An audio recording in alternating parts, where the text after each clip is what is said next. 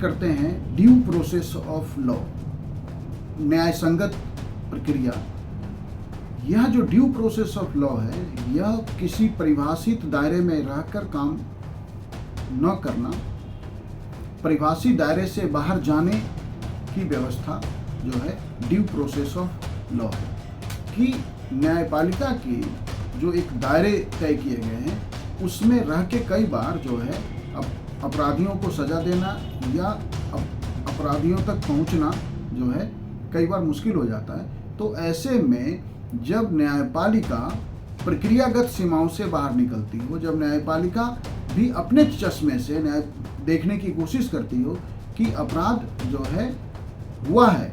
सारी circumstantial evidence तो कह रहा है कि अपराध हुआ है और यही अपराधी है, सबूत नहीं है,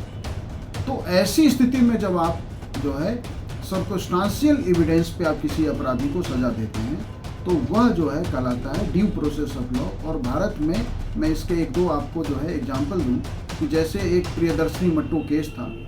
वो दिल्ली यूनिवर्सिटी के लॉ कैंपस की छात्रा थी और दिल्ली कैडर के ही एक सीनियर आईपीएस के बेटे संतोष सिंह के साथ उसका प्रियदर्शनी की फ्रेंडशिप थी और उस फ्रेंडशिप में जब पता लगता है प्रियदर्शनी को संतोष सिंह की आदतों के बारे में तो वो जो है संबंध खत्म कर देती है। फिर वो संतोष सिंह उसे परेशान करता है, फिर पुलिस सुरक्षा ली जाती है प्रियदर्शनी के पिता के द्वारा प्रियदर्शनी के लिए, लेकिन वो पुलिस का जवान जो है प्रियदर्शनी को सुरक्षा देने के बजाय प्रियदर्शनी की सूचनाएं संतोष सिंह तक साझा करता है। जब एक दिन वो घर में अकेले है तो थाने से कॉल करके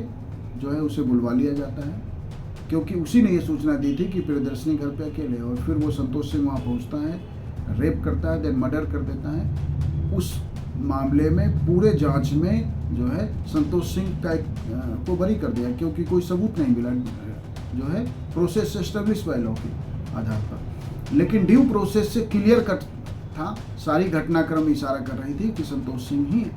अपराधी है और अंततः न्यायपालिका ने जो है ड्यू प्रोसेस ऑफ की प्रक्रिया का पालन करते हुए